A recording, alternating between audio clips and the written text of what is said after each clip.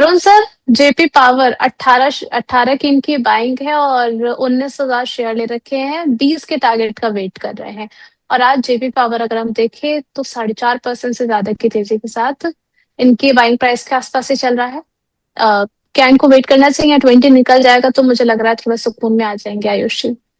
जी देखिए, क्वांटिटी काफ़ी बड़ी है, तो यहाँ पर एक स्टॉप लॉस हम्म। भी आप मेंटेन करके चलिए। देखिए यहाँ पर जो काउंटर में एक स्पेकुलेशन हो रही है, अदानी के जो उन्होंने एक्विजिशन की है जयप्रकाश एसोसिएट, और वहाँ से तो क्या निकल के आएगा किसी को नहीं पता है।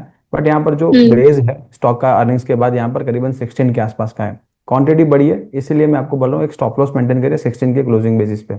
और ऊपर की तरफ अगर हम्म। ब्रेकआउट जो सस्टेन होता है 200 ऐसे में करीबन 18 के आसपास है। अगर क्लोजिंग मिलती है तो एक अच्छा रेंज ब्रेकआउट भी होगा, और करीबन 19.75 से लेकर 20.85 दो टारगेट्स भी बन सकते हैं। अच्छा खासा गेन भी हो सकता है। बट ऐसे काउंटर में अगर आप इन्वेस्ट कर रहे हैं तो बड़ी क्वांटिटी से के साथ, या फिर अपना जो कैपिटल है वो प्रोटेक्ट करें।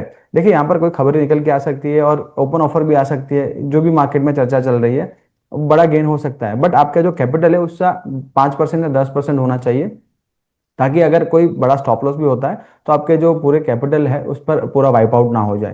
तो थोड़ा सा यहाँ पर संभाल के ऐसे काउंटर में काम करिए। बिल्कुल एक अच्छा ब्रेकआउट आ रहा है आज के सेशन में, काम भी, कारोबार भी अच्छा कर रहा है, कैंडल का साइज और वॉल्यूम भी काफी अच्छे लग रहे हैं। 18 के ऊपर क्लोजिंग मिलती है तो आपको एक लंबी राहत मिलेगी, और आपको एक अच्छे गेन्स भी बन सकते हैं। 20 के करीब यहाँ पर टारगेट बन सकते हैं। ठीक है सर, आपका एक रिकमेंडेशन रहा था 1 वैम 361 वैम को लेकर के 1160 की इनकी बाइंग प्राइस है, आगे के लिए जानना चाह रहे हैं। जी बिल्कुल। देखिए यहाँ पर काफ़ी बढ़िया तरीके से यहाँ पर आप देखेंगे तो स्टॉक ने कारोबार किया है, और एक अच्छे जो जोन है वहाँ पर होल्ड करके चल रहा है। 1160 के आसपास यहाँ पर एक थोड़ा सा एक रेजिस्टेंस है, कल के सेशन में भी एक प्रेशर देखने को मिला था। बट ऊपरी स्तरों पे अपना जो शॉर्ट टर्म मूविंग एवरेज है वो होल्ड करके चल रहा है स्टॉक। और जो रेजिस्टेंस जोन है उसी के इर्द गिर्द यहाँ पर स्टॉक कारोबार कर रहा है, एक कंसोलिडेशन कर रहा है। जैसे ही हमें एक 1160-65 के जोन यहाँ पर क्लियर करते दिखेगा स्टॉक, 1200 और 1250 दो टारगेट यहाँ पर बनेंगे। बिल्कुल आप बने रहिए, कुछ चिंता की जरूरत नहीं है। 1225 1230 के अच्छे जोन है, अब माफ कीजिए 1130 1135 के अच्छे जोन है, वहां पर एक स्टॉप लॉस प्लेस करके रख सकते हैं क्लोजिंग बेसिस पर। चलिए ठीक है, पोल क्वेश्चन की तरफ बढ़ लेते हैं। सवाल था कि अगर आज सिर्फ एक शेयर खरीदना हो तो आपकी पसंद कौन सा शेयर रहेगा? Tata steel, RailTel, LIC housing finance या फिर चंबल फर्टिलाइजर।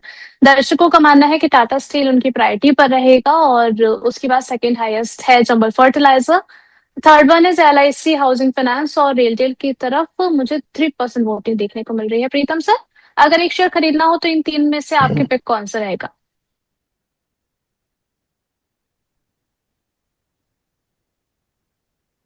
प्रीतम सर, क्या आप मुझे सुन पा रहे हैं?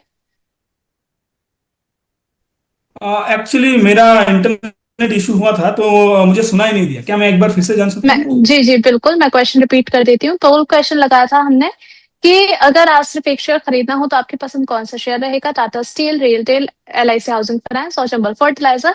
दर्शकों का मानना है कि टाटा स्टील उन्हें ज्यादा बेहतर लगता है अगर किसी एक को चुनना हो तो उस लिहाज से, और सबसे लास्ट में रेलटेल रखा गया है। आप किस तरफ जाएंगे?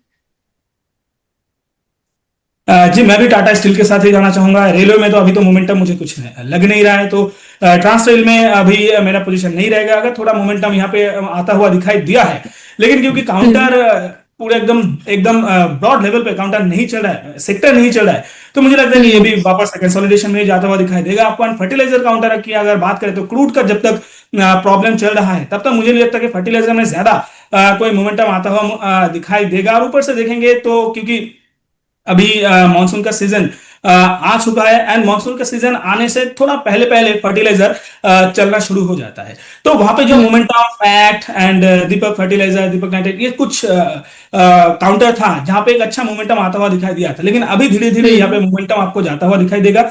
लेकिन तो ऐसे में मुझे अगर सबसे बढ़िया कुछ लगता है तो टाटा स्टील ही लगता है। और जैसा मैंने ऑलरेडी बताया हुआ है, बिल्कुल यहाँ पे अगर कोई फ्रेश खरीदारी करना चाहता है तो वो भी खरीद के जा सकते हैं।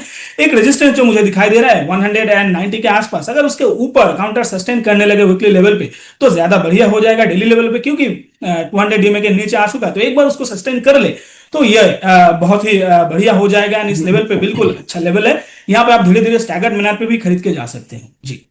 चलिए ठीक है, वरुण सर, आपको अगर कहूँ मैं इन चारों में से एक पिक कर लीजिए तो आप किसे चुनेंगे?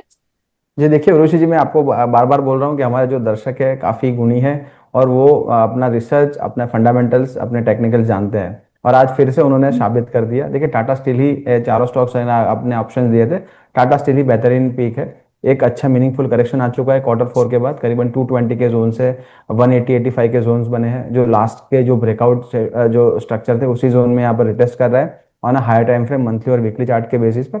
आपके पास ऑलरेडी पोजीशन है या फिर आप नहीं ऐड करना चाहते हैं, यहाँ पर बिल्कुल आप ऐड कर सकते हैं। 165 से लेके 168 के काफी बढ़िया जोन है, एक लॉन्ग टर्म सपोर्ट हो सकते हैं।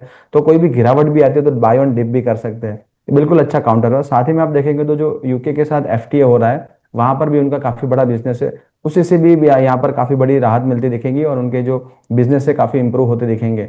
और स्टील साइकिल देखेंगे तो यहाँ पर एक अपस्टिक आ सकता है यहाँ पर स्टील साइकिल में भी। तो यहाँ पर बिल्कुल अच्छी तरह से पॉइज्ड है टाटा स्टील का स्टॉक, बिल्कुल बाय करके जाना चाहिए। और थोड़ा सा आपका जो नजरिया है 6 to 12 मंथ्स का होना चाहिए। हमें लग रहा है Q1 के अर्निंग्स काफी बढ़िया आएंगे और आने वाले दिनों में भी जो अर्निंग्स है अच्छे रहेंगे और टेक्निकली भी काफी साउंड है, तो अच्छे रिटर्न्स यहाँ पर बन सकते हैं। बिल्कुल आप होल्ड करके आप अपने पोर्टफोलियो में रख सकते हैं।